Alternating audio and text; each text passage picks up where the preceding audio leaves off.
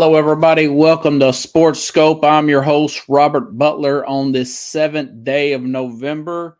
Looks like time's going by really quick this year. I always say that. Once Labor Day weekend starts, then you've got college, and then the week after Labor Day, we're talking second week of November or September. Everything seems to go by really quick. Got a good program tonight on hand here. A lot going on in the NFL. Firings already. A lot of ridiculousness. A lot of Green Bay. Looks like they may have missed the boat on their big move they should have made. Should be a lesson learned.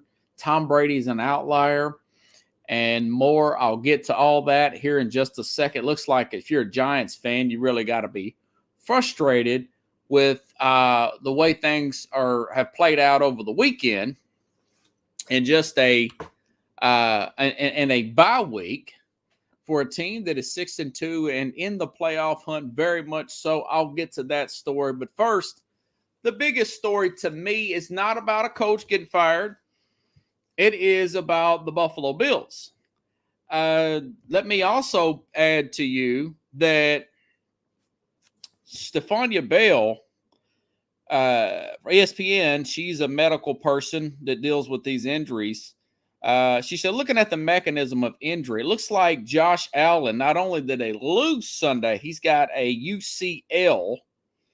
That is a injury for the elbow, and a ulnar nerve. Before anyone panics, this is what Bell says. Let's wait and see what the details are. There are a range of outcomes depending on severity and function. Of course, Mortensen reported he is being evaluated for elbow injury and related nerves. You just hope that it's nothing. We should know in the next 24 hours. They also lost that game to the Jets. And again, they lose another game where Josh Allen looks to be doing everything. By the way, he had 9 carries, and their leading running back, Devin Singletary, had 8.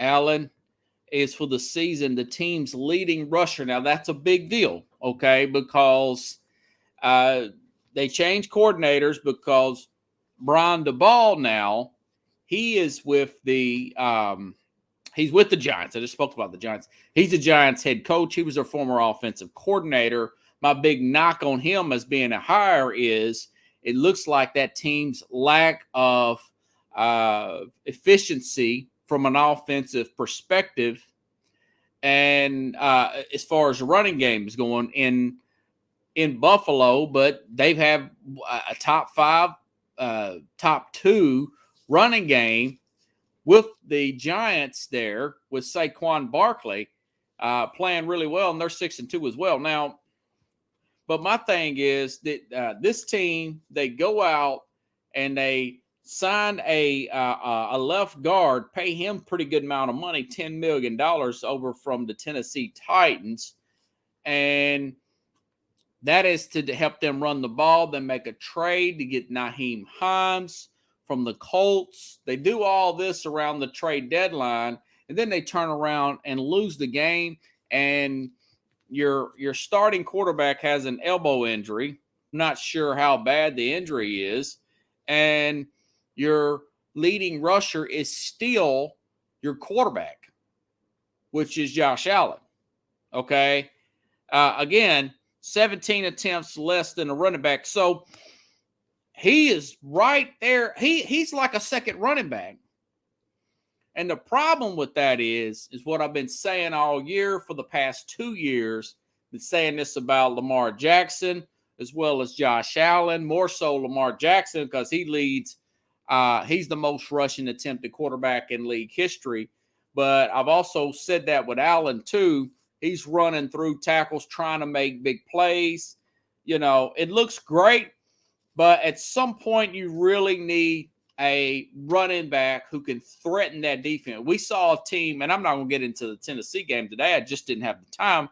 Too much other breaking news. But we saw the effect of a good running game in Kansas City with a quarterback who could barely complete a pass. And a rookie against a high-powered offense, one of the best in the league. in Kansas City. You saw what a good, really, really good running game can do, and a well-coached defense and well-prepared team could do to a team as good as Kansas City. I thought that would have been a blowout without Tennessee starting quarterback. Obviously, that was not. Sean McDermott, going back to Buffalo, their head coach, he's been with Buffalo since 2017, okay? Keep that in mind. We're in 2022 now. We're 5 years into this thing. He's a defensive-minded head coach. John Fox. I say this, just keep in mind, follow me here. John Fox with the Denver Broncos went to the Super Bowl, been with the Broncos a few years before Peyton Manning had got there, went to the Super Bowl in 2019, but lost. And John Elway, then the general manager, he says, even with Peyton setting that record back in 2013, he had the yards record. He had a touchdown record, if you guys recall. Then they get beat 43-9 in the Super Bowl. Totally humiliated by the Seattle Seahawks in that Super Bowl. Now, he says, I remember what he said. I had to go back and look it up, but I remember one thing. He said, we're not good enough defensively, and we have problems running the ball, and we're getting Peyton Manning killed back there. I remember him vaguely saying that. So, in the offseason, they fired John Fox. They fired the Super Bowl. By the way, he went to another Super Bowl in 2003, if you recall, with the Carolina Panthers. Pretty good defensive coach there. But Elway, like his own career, needed a running game, right? Needed a running game. Once they got Mike Shanahan with that 90s team, they had a running game. I think he had Reeves with him, and he had two coaches prior to Mike Shanahan. You get that zone block and running game going. They got Terrell Davis, and they got two rings, okay? So he kind of saw the parallel with Peyton Manning and this Denver team. So he goes out, starts making some big moves. They fire Fox. They bring in Gary Kubiak, who's the offensive coordinator for his teams. And then they also sign guys like DeMarcus Ware, Chris Harris, TJ Ward, Aqib Talib. And, of course, we know what happened in 2015. A year or two later, they went on and went to Super Bowl. And the Bills, like I said, they probably, at this point, you're saying, man, it's crazy. They're going to get to the playoffs. If they don't win the Super Bowl, I'm okay with the Bills making a coaching change. You know, I'm totally okay with the Bills making a coaching change. Now, I brought this analogy up before, but I do think it works even in football. Remember, in the Major League Baseball, by the way, congratulations, Houston Astros there. You've got your World Series champion. Congratulations to the manager as well. But anywho, the 2003 Red Sox, where Game 7, lead in Game 7, Grady Little, the then manager, he keeps Pedro in too long.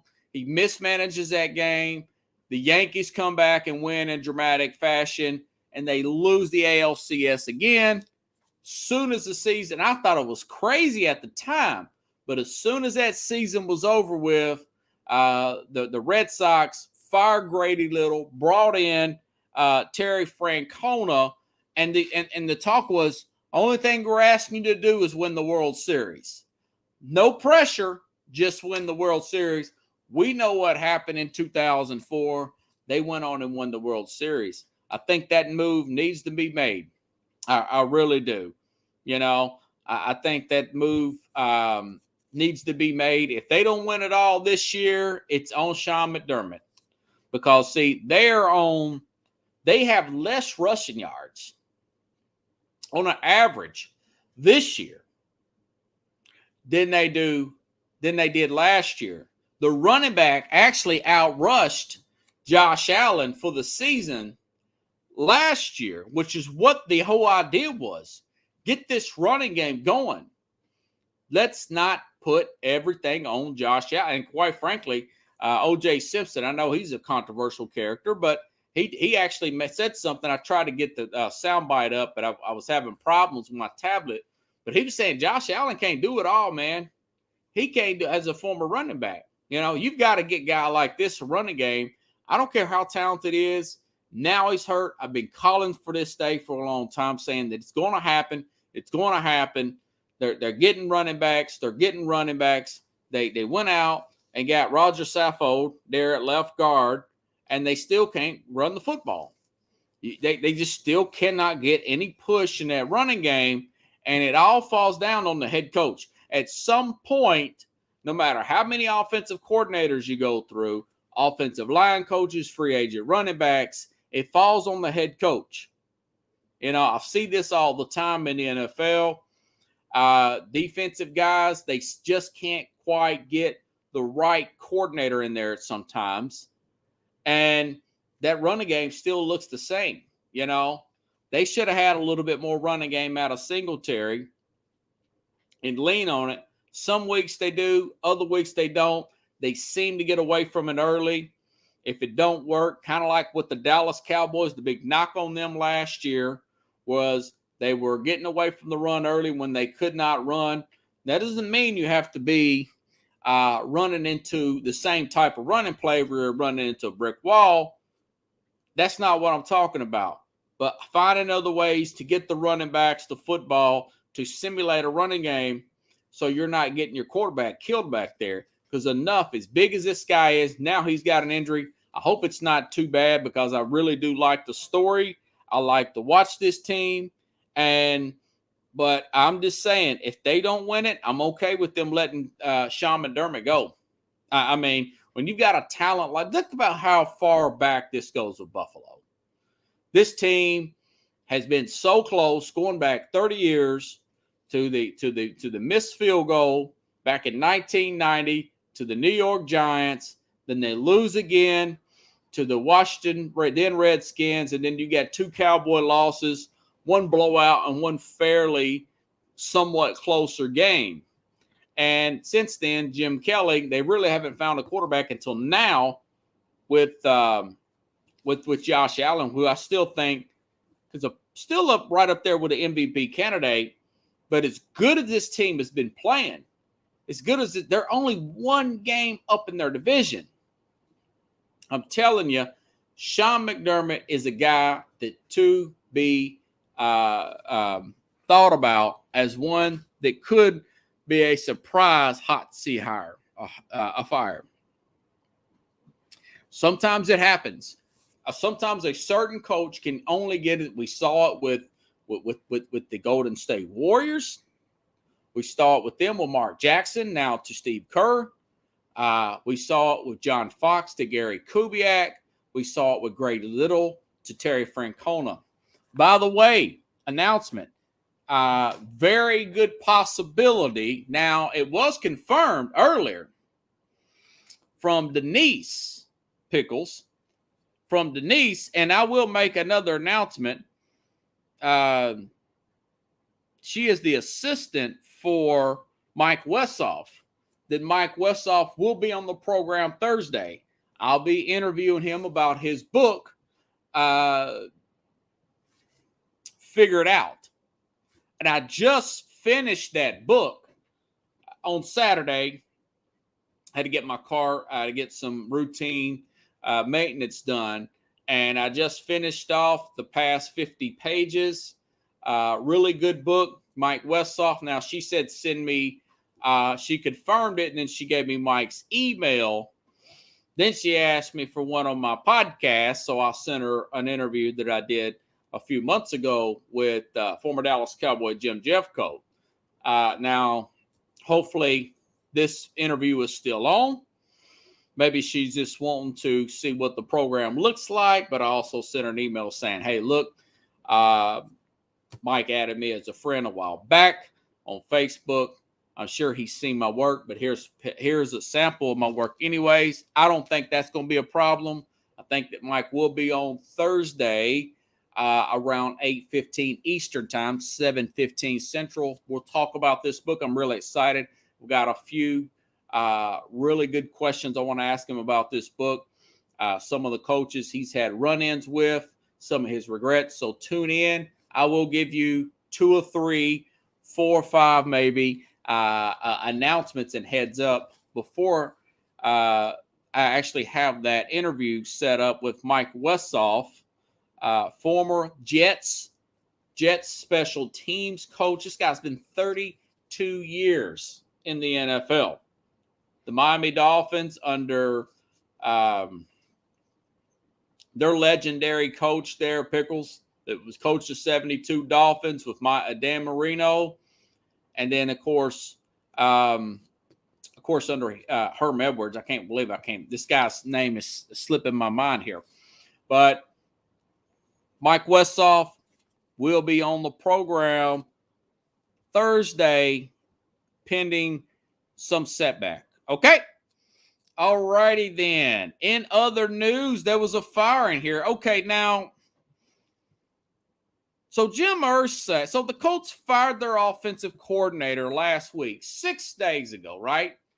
And then they fired Frank Wright. By the way, I've got to give a heads up, or I've got to get a hats off to Jack Hirsch, who brought that up originally on my program, that he thinks that Frank Wright, because this acquisition of Matt Ryan hasn't worked out, that possibly Frank Wright could be on the hot seat in Indianapolis. Now he's been fired.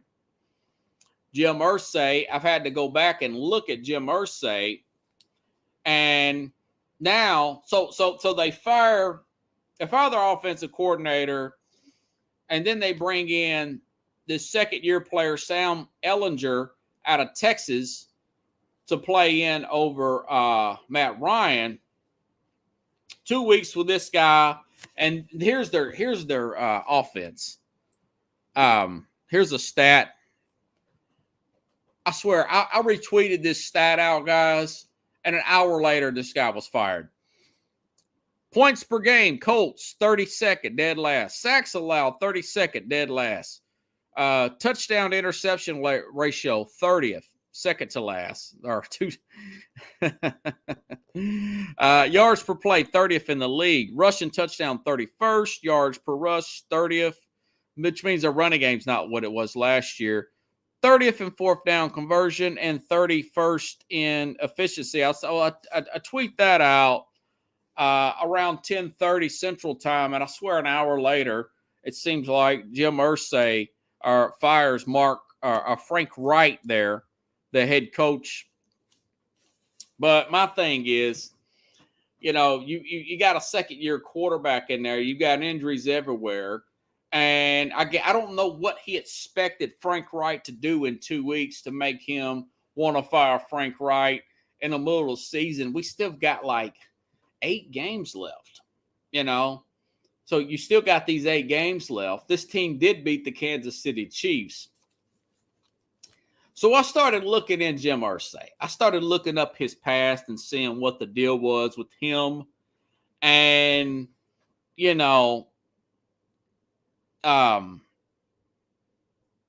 okay, let me rewind that. So he does this, then he brings in Jeff Saturday. Now, as an interim coach, you can't make this stuff up, Pickles. So they bring in former 6-time Pro Bowl and ESPN analyst Jeff Saturday as an interim coach. He has been a consultant to the team and in the Ring of Honor, and was head coach of the Hebron Christian Academy football school in Georgia. That's a high school team from 2017 to 2020. It's a private Christian high school team. So now Irsay thinks that makes him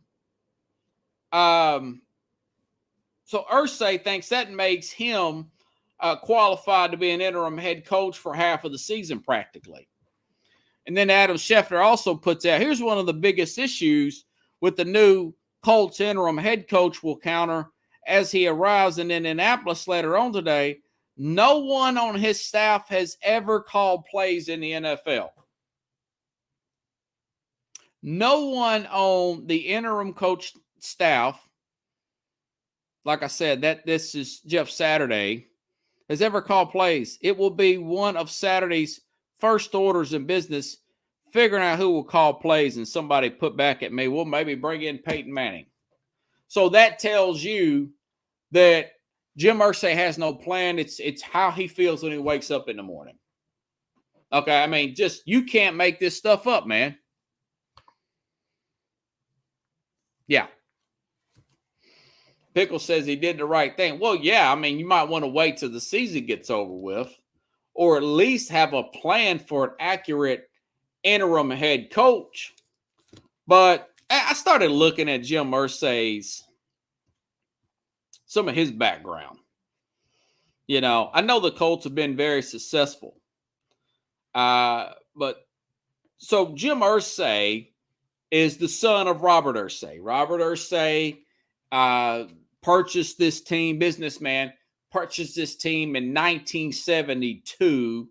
Some kind of oddball thing where he bought the Rams and some other owner bought the Colts and they switched teams. I couldn't get too much into that. It seemed too confusing for me back in 72. It is what it is, right? So anyways, so you get Jim Irsay here, okay, and Dad has a team in 72.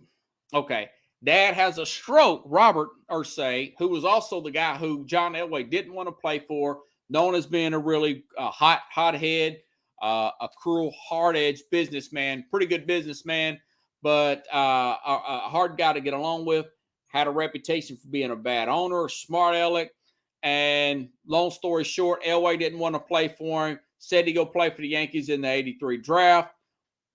Elway ends up going to Denver. The rest is history. By the way, Mike Westhoff was coaching special teams for this Baltimore Colt team, and he helped move in the middle of the night. Thought the whole thing was crazy. Anyways, okay.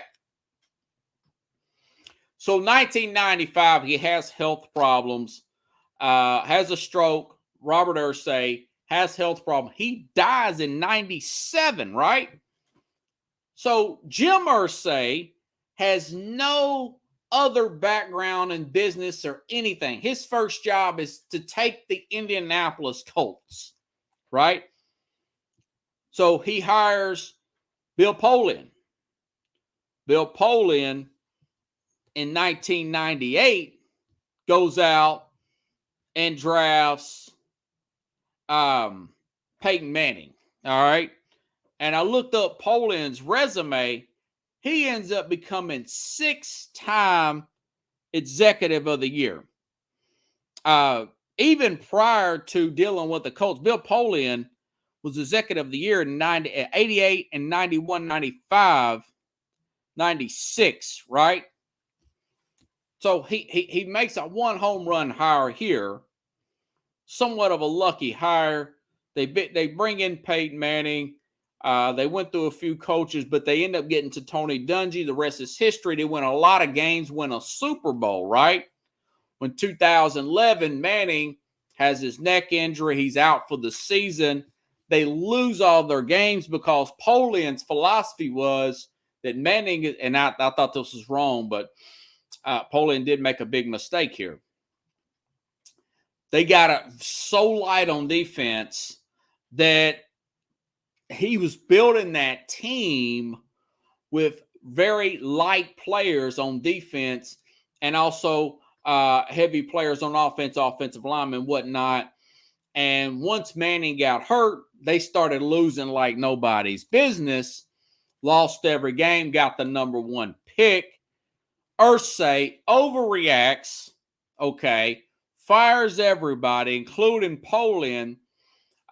They work out a settlement that he cuts Peyton so Peyton can go anywhere he wanted. He did pay Peyton for that year. He was out full compensation with that neck injury, that serious neck injury. and then they draft Andrew Luck. So essentially, this guy has been lucky. He's born on third base. He gets the right general manager, his first job, who happens to be Bill Polian, a multiple executive of the year. Then they get Peyton Manning, and then they transition to an Andrew Luck here, right? They transition to an Andrew Luck, and then, of course, Luck retires suddenly after like 7. See, it didn't even take that long, you know. Just before 2019 season, right? Luck retires, and now his luck has ran out, okay? And since then, they've been going through quarterbacks, management, you name it. Phillip Rivers, Carson Wentz, Matt Ryan, and all that's him. So my point is, if he wasn't Robert Irsay's son, he would probably be working at the stadium as a vendor seller or something like that, or he would be selling newspapers on off-ramps from interstates. This guy does not know what he's talking about, Jim Irsay. He don't have a clue what he's doing. He thinks because he got lucky early on, very lucky guy, gets Bill Polian, gets Peyton Manning, and then turns around and gets Andrew Luck. Now it's coming down to him to making actual decisions. The luck has ran out, and of course, he's a total mess because he just up and fired. You could tell the way he's handled this situation. He don't know what he's doing. You could tell the way he handled. I mean, you turn around and fire a coach, and then you bring in a guy who don't even have anybody to call offensive plays. It's like he didn't even think about it, you know. And then plus he's also been arrested for like a DWI in 2014. You know, he's into music and guitars. This guy was born on third base, thinks he hit a home run, and really he ain't done anything. And quite frankly, the Colts are going to be a mess, man. They are a mess. Seemed like a nice guy, but he thinks he's more than what he is. You know, I don't think he's thankful for the blessings he's got. If it was me, I'd try to maybe hire back Bill Polian, or his son is working in his son's working in management, something of that nature. Get the right football people in there. Go ahead and draft the quarterback and develop a quarterback the right way. Stop putting the cart before the horse, you know. Maybe let Ballard do his job, give him another shot at it. But to just up and hire a guy with practically no experience. Oh, I see him on TV. Let me get him. You know, that's typical of these owners, though. You know, we talked about this the other day. Bud Adams was a big University of Texas fan. Then he turns around and insists on this team hiring Vince Young with all his mechanical issues. And Jeff Fisher swears to this day he wanted Jay Cutler, and the general manager, Floyd Reese at the time, wanted Matt Leinart. Well, one of the three was the correct pick. We'll never know which one. And Dwayne Haskins with Washington, the coach says, well, he played high school with my son, or Daniel Snyder. This sounds like something Irsay would do, you know. So now that once I actually looked up what he's done, it was accomplished nothing. He was born on third base. He got the right general manager, lucked up and got the two great quarterbacks there. Won Super Bowl to show for it. Now he thinks he's smart, you know, and doing these big moves. But really, he's doing a whole lot of nothing to me. He's not impressed me whatsoever. They're a mess. That's good news for Tennessee Titan fans, Houston fans, and the who was the other one? This is from Bob Kravis, long time writer, Indianapolis Star. He says Sunday's outcome doesn't make rights firing any less than a horrible look for the Irsay. In fact, firing Wright, this is a very well-respected writer out of Indianapolis. Firing Wright now makes him look piteous and disingenuous, and that I do think that does make him look disingenuous.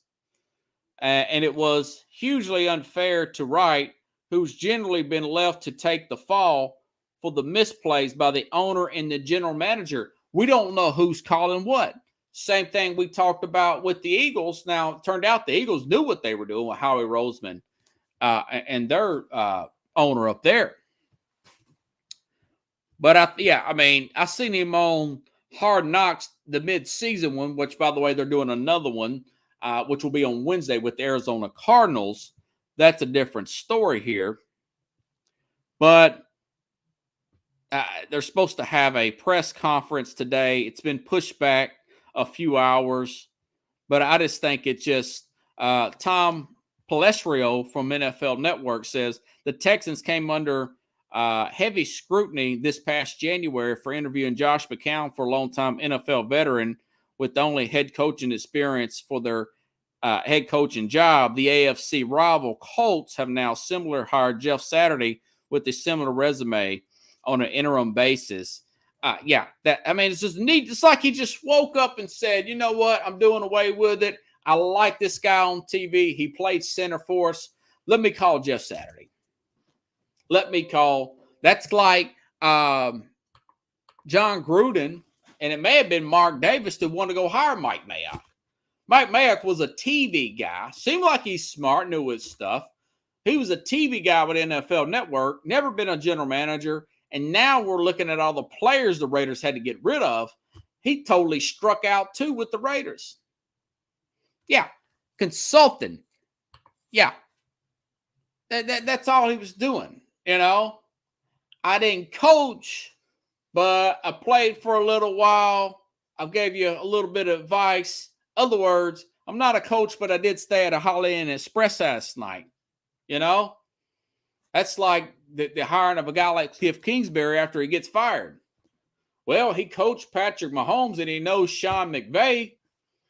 Well, he got fired from that job, but he only vaguely knew Sean McVay. Go figure. And since they lost, he's probably on that same hot seat. But that just tells you the politics of how things really work in business and then NFL. So stand by. I've got a couple more stories to get to. Go to quick commercial break, folks.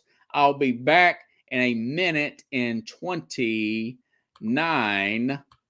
19 seconds. Excuse me. Hello, Sports Scope followers. After 5 years of doing this program once a week, balancing a 60-hour work week job, I've decided to do the program 5 days a week, 1 hour a night, taking a significant pay cut.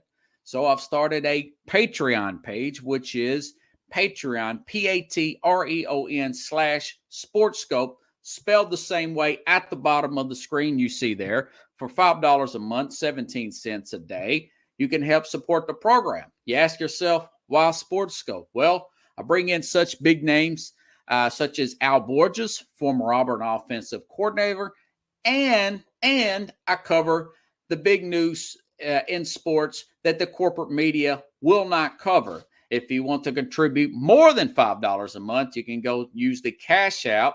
The cash tag is SportsScope, again, spelled the same way. Or you can go to the Zelle app, sportscope@gmail.com. SportsScope has about 5,000 followers and growing. If you want to advertise on the program, you can email me. The word is SportsScope, spelled the same way again, @gmail.com. Thank you and enjoy the program. Okay, I'm back here live here. Appreciate it. Being a TV guy doesn't make C mad. Thank you, Pickles. Thank you. Okay. More bad news. Okay, Packers, not only did they lose the game, Rashawn Gary, probably their best pass rusher. He's tore his ACL. He's out for the season. Eric Stokes, their second cornerback, may very well be. He's being reevaluated.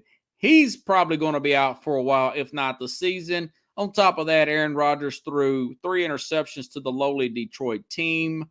Bill Belichick's motto, get off of a player a year earlier than a year late. Okay. Aaron Rodgers is currently 38 years old and the highest paid quarterback in the NFL. Yes, I said that. That is true. On the same day that the Seattle Seahawks traded their early 32-year-old Russell Wilson, just won again yesterday on the road at Arizona, and now they're 6-3. And we're creating a little bit of distance in their division since the Rams lost yesterday. And, of course, they beat Arizona. The 49ers had the bye week. So they got a 2-game lead. And I thought maybe Seattle would win less than 4 games. But Rodgers has 14 touchdowns, 7 interceptions. He's tied with Mac Jones. Yep, that's correct. Mac Jones of the Patriots is still learning the game. And Jared Goff. And his QBR, Rodgers, usually at the top of the league with this stat. He's 27th. Tua is leading the league in QBR. He's the highest paid quarterback in the league. He asked to be traded before 2020 season begun due to drafting of Jordan Love, if all of you recall. Now, you ain't going to believe this. I had to go back and double check this to make sure at what the Seahawks got. I have to remind you this because if they would have traded Rodgers at 36, right? This is what they could have gotten. This is the Seattle trade again. This is Herschel Walker. This may be better than the Walker. After weeks of negotiations and one of the biggest trades in NFL history, the Denver Broncos agreed to send a significant package of players and draft to the Seattle Seahawks in exchange for Russell Wilson. The Broncos have traded Drew Lock, Noah Fant, Shelby Harris, 2 first-round picks, both of them starting, by the way, and this past year, and then 2 in 2023, 2 second-round picks this year, and also in 2023, and a 5th-round selection for Wilson and a 4th-round pick. I mean, that is just a haul of picks. They probably could have got another first-round pick for Aaron Rodgers. Even if, and now we know probably 99% sure Jordan Love's a bust. But you know what? If they cut Rodgers next year, or if Rodgers retires, that is something close to $90 million in dead money. Now, it's 99 if they cut him. They could probably work out something, but there's going to be a big chunk of dead money. And quite frankly, if I'm the Green Bay Packers, I just let it ride out, man. You're stuck with him. I doubt if you can trade him. The Colts are probably crazy enough to do it. Washington's crazy enough to do it. Carolina's crazy enough to do it. What's in common? Impatient owners who haven't won nothing. Their egos are out of control. They have no patience. They don't think before they move. But they could have got a haul for Aaron Rodgers. And I don't know if they're going to make the playoffs. He looked like he was just throwing short. He did have one good run in that game. He showed some athleticism, he being Aaron Rodgers. But, man, he should have put 35 easy on this Detroit team, even after Detroit's been firing some people of their own. Hutchinson played well yesterday. He's been playing well. He's probably going to win Defensive Rookie of the Year. That's one bright spot for a very bad defense in Detroit team. They are, 4.5, 5 games now behind the Minnesota Vikings, who keep finding a way to win. The Vikings are a team that I thought would be like this last year. I was a year off. They're this good this year, even though Washington kind of gift-wrapped them an interception there. But, Green Bay should have gotten rid of him then. And me personally, if he does decide, if you can move him for whatever, I'd move him for whatever I could at this point. I'd move Rodgers for whatever I could at this point. And I would just tank next year. Just tank next year. You need some offensive linemen. They can't keep Jenkins healthy. And Bakhtiari, I don't think he's ever going to be 100% again after that injury. and you just tank it and just start over. Hit the reset button, kind of like what the Colts did. Lost every single game, and then they ended up getting Andrew Luck. Tank a couple years. We seen what the Jets did. I mean, they got Sauce Gardner's all that, man. I forgot about Hutchinson. I forgot about it's between Sauce Gardner for Rookie of the Year defense. It's that corner. He's probably got the edge. He's a bigger playmaker right now. That corner's probably got the edge over Hutchinson, the defensive end for Detroit. I totally forgot about Sauce Gardner. But they've had high picks 2 years in a row. They've had a lot of cap money 2 years in a row. And now they've got a written record up there in the Jets. And Zach Wilson has shown nothing to show that he's even part of that. He's just managing in this game. But they're still winning football games up in East Rutherford, New Jersey with that Nets team, with the Jets. So that's the same thing with this Green Bay team. They don't have an owner. They value draft picks and long game stability with players because they simply they're not a free agent destination. It's 100 degrees below zero up there, and it's a very small, boring town. But a lot of the players say, hey, you can really dial in on the NFL and concentrate on your game. Probably that's why their teams have been so good. And then for the other 6 months of the year, you can get out of that ice box and go to California or come down here south somewhere and chill out. But the Packers, my thing is, they're shot. They're shot. I was off about them. They're shot, man. They're totally shot. Speaking of shot, okay, so Tampa wins. Tampa wins on a last-minute touchdown by Tom Brady. They are 4-6. This is how down the NFC is. They are 4-6, leading their division. And a poorly defended last-minute drive and a 6-play, 60-yard touchdown drive to win 16-13. That was an awful game. Think about it. You got Sean McVay, you got Cooper Kupp, you got Matt Stafford, you got the great Tom Brady, you got Mike Evans, Leonard Fournette, Godwin, and both of the offensive lines are so bad. Neither team could run the football. And there you go. There you go. 16-13. You would have thought that Patrick Willis or Malik Willis was in that game against Zach Wilson, Pickles, right? But when you don't have a running game, even with talented quarterbacks, and you have no pass blocking, even with talented quarterbacks, you get a 16-13 game. Say that out loud, you know.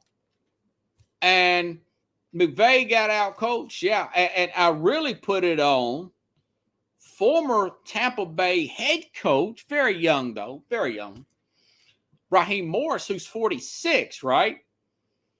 It was really bad coaching that last drive.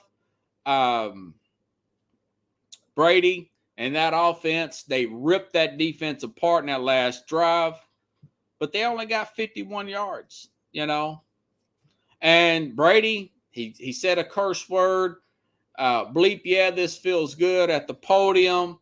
And I'm thinking, you're chasing that high on a 4-6 win team. You threw away your family and everything, divorce finalized and everything, just to get that high, that buzz of winning a last-minute game against a team that's beat you 3 straight. McVay has beat them 3 straight, twice last year and once year before that in L.A. You know, but hey, man, there may be more to that than beats the eye, but I just think that I don't know if that's worth blowing up the family for. He also hit a milestone of 100,000 yards, Brady did Sunday, chasing a legacy. Now, that tells you the sacrifice it takes to be the greatest of all time. There's going to be some lonely times there because he's working by himself a lot. And he got in trouble the other day for making a comment that going away for football camp, going into training camp, just before training camp for that 6 months, he said, that's like going away in the military for me. Now, we may mock that. We may be offended by that. But in his mind, he's that dialed into his craft. He's that dialed in. So as a fan, you want a guy to be that dialed in. But from a human perspective, it's like, man, really? Is this all that? Is it really worth it? I mean, you've got more rings than everybody else. You got just about every passing record. He just set another one yesterday, 100,000 yards. 100,000 yards. How many football fields is that? 10,000 football fields that he's thrown a football on. But they're 4-6, you know, and you got to ask yourself, so who are they even better than? You know, can they beat a healthy 49er team with Christian McCaffrey? I don't even know what that. See, their run defense isn't as good as it was. Shaq Barrett's out for the season. And I don't even know if they can beat a healthy Eagles team. Because they're going to have to go up to Philadelphia and play those teams. I don't know if they could beat Minnesota right now. As good as Minnesota. And that game would be in Minnesota. They got 6 losses. Minnesota's got 1. I don't know if they could go up there and beat Dalvin Cook and that offensive line and that defense. So that's just the NFC. I don't even know if they can beat Dallas again. Because they've gotten some injuries on both sides of the ball since the week 1 when they played Dallas. Not to mention a healthy Tennessee team in the AFC with the Ryan Tannehill, not a Buffalo team. Baltimore's already beat them. I don't think they can beat a healthy Cincinnati team in the AFC. You know. So you start looking at all that. Is it really worth it? I don't know. I don't think so. I mean, he's just playing to fill a void, I guess. I mean, he's twice the age of most of these players, you know. And I guess he doesn't want to get this buzz by being a coach or anything of that nature. So what are you playing for, man?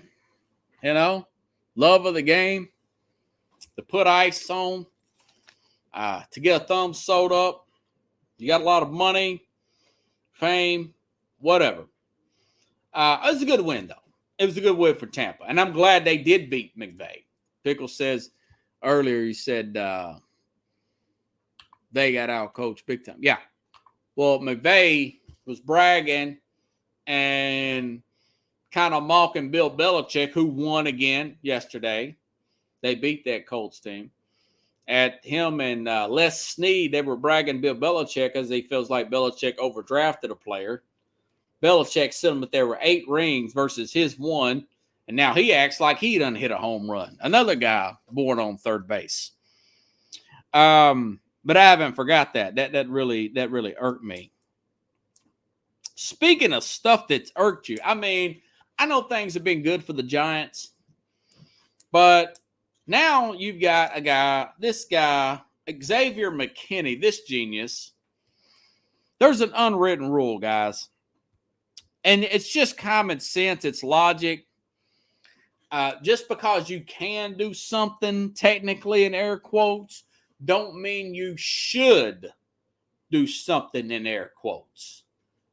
Memo to all NFL players, whether it be the regular season or the playoffs, don't go out of the country on your bye week, man. Don't take a grand trip on your bye week in the middle of the season.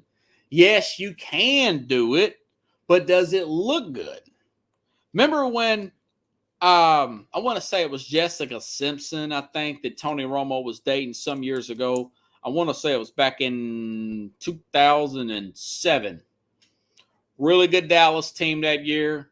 Had a bye week. I want to say they had like a 2 seed. And they end up, it was either 7 or 11. Doesn't matter. He goes to like Cabo. There's pictures taken of him. It's in People's Magazine and all that. And then they played the game. And of course, they got beat. The Giants beat them. The Giants beat them. And that always got brought up, you know? A few years later, Odell Beckham. The boat trip in air quotes, right? All the photos come out. They go on the road to Green Bay. We know what happened. He had a terrible game, and they lost, and he never heard the end of that. He never heard the end of the boat trip. So this week, Xavier McKinney, this is what he puts out on his Instagram. During the bye week, I went away to Cabo. While there, I joined a group for a guide sightseeing tour on ATVs, which is four-wheelers and three-wheelers. Unfortunately, I had an accident and I injured my hand. The injury kept me sidelined a few weeks. Yeah, I later read it's 8 to 10 weeks. I can come back as quickly as possible so I can contribute to what we're building in New York. Well, he was a starting safety. And I know that it's got to be something in the contract against that. I know that Ben Roethlisberger was told time and time again, don't ride that motorcycle. And for God's sake, don't ride it without a helmet on. And that was being talked about during his offseason, first few years in the league. Sure enough, he gets an injury without the helmet on. He gets knocked off the motorcycle. He learned the hard way not to do that. I didn't hear any more rumors of him getting on motorcycles after that. Keelan Winslow Jr., before he got charged with all these rape charges and convicted, one of the best tight end prospects I've ever seen out of college. Keelan Winslow Jr. Came out of that great Miami program when they had one great tight end after another. Jeremy Shockey, Greg Olsen. Greg Olsen's probably going to be a Hall of Famer, by the way. And then Keelan Winslow Jr. take a swing pass across the middle and go to the house for a touchdown. This guy injures his knee. He was never the same. There were footage of him in a motorcycle, in a parking lot, dipping the motorcycle practically to the ground, driving really fast on the motorcycle. Of course, he has an injury. Same thing for Jay Williams, who used to play with Duke and with the Chicago Bulls, basketball player. He had a motorcycle. Yeah, so 2 rules. Don't get on ATVs if you're a professional athlete, or motorcycles, jet skis. And quite frankly, I know Jim Jeffcoat, I interviewed him a few weeks ago. That's against some of the contracts. Yeah, and here, basically that clause is you're probably not going to get paid for that, Pickles. You know? And if you're a Giants fan, this guy's the starter. I mean, it's not as bad as it being Daniel Jones or one of your quarterbacks, even though I don't think too much of Jones. It's not as bad as it being a Saquon Barkley, but it's something, you know? Yeah, don't go on, even though, yes, you can, but the outfits look so bad. If you lose or you win and have a bad game, you're never going to hear the end of it. Don't go to Cabo. I don't care who's trying to get you to do it. I don't care what chick is trying to get you to do it, or one of your friends who probably don't have nowhere near as much to lose. And I know these guys, like myself included, if I had several $100,000, $2-3 million in the bank, I could just, be so easy. Soon as we're done with practice that last day, take a few weeks and just go up there and have a good time. The season's over in February for all 32 teams after the Super Bowl. Guys go home. They do their little exit interview. There's plenty of time to go down and rejuvenate, get away from all, go down to Mexico, whatever. During that time, there's plenty of time just before those mini camps in May. Most of those are voluntary, especially for you veterans. There's plenty of time just before training camp in July. That's usually when guys get in trouble, though. It's right after the season in February, or it's just before the season. in June, July. That's usually when they get in trouble because they want to have one more good, what do you call it? I forgot what the term is. We go out and get drunk and have a good time. Bender.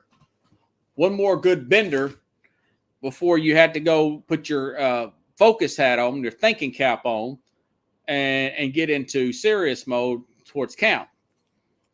But, that's got to be frustrating for everybody involved. One player blew part of his fingers off in a firecracker accident. These guys think they got 9 lives. Now, he went on and played. He was a guy that used to play for the Giants, but then later on, he went on and played for the Tampa Bay Bucks. Blew a couple of, I just don't know what these guys are thinking, man. They just think they got 9 lives. Kids lose focus. Jason Pierre-Paul. Yeah, I think he lost like 2 of his fingers. But he could still get his hands on people and make sacks. But what are you holding them 80s like that for, man? What are you holding fireworks? Yeah. Of course, if somebody hits a Powerball tonight, Pickle says several players have a clause. Young guys have a lot of money. Got to go play. Yeah. Yeah, and that's where the discipline comes in. Truth of the matter is, lay low. Don't go out on the bye week, okay? If you guys like this show, share the show. Again, pending on something happening, we should be okay. I will be interviewing on Thursday Mike Westhoff on his book, Figure It Out.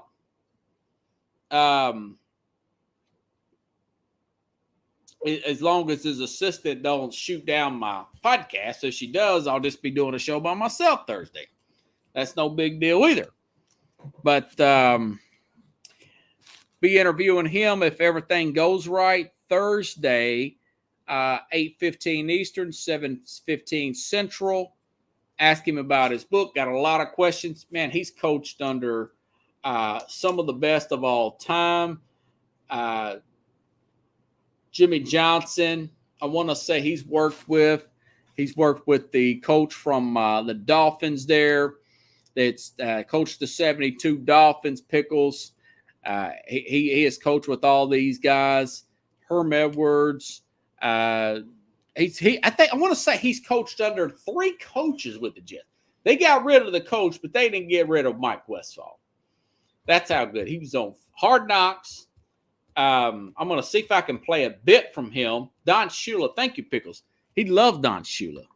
He says when Don Shula would ask for a briefing of his side of the ball, whatever he's doing on special teams, you better get it done in exactly 30 minutes.